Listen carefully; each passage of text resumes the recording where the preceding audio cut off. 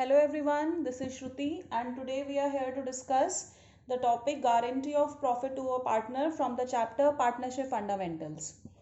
So we will do directly from the practical question. Practical question से ही आपको समझ में आएगा.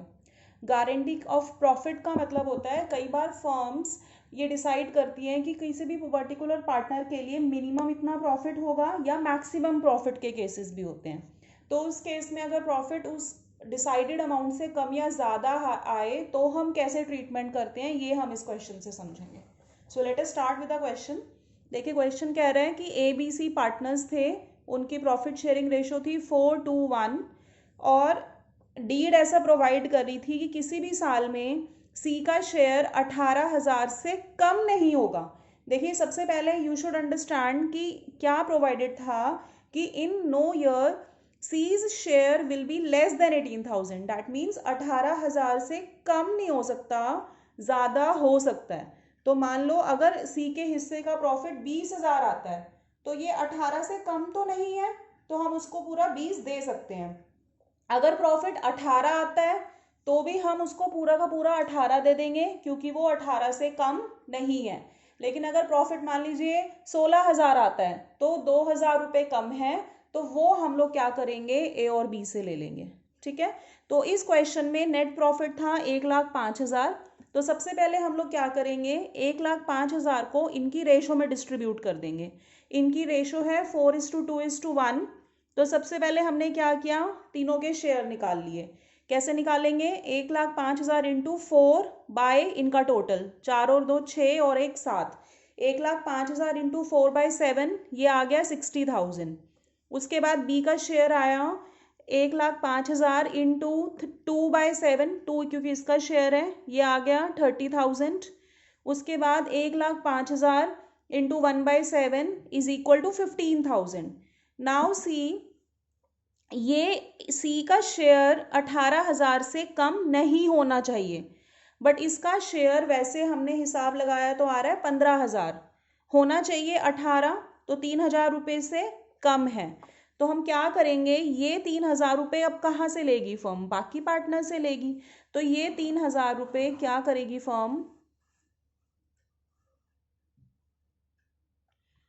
ये 3,000 रुपीज़ फर्म ए और बी से ले लेगी. इनकी किस रेशो में, नॉर्मल. जैसे इन तीनों की रेशो क्या थी, ए बी सी की नॉर्मल रेशो थी 4:2:1. तो सी के शेयर की तो हम बात ही कर रहे हैं.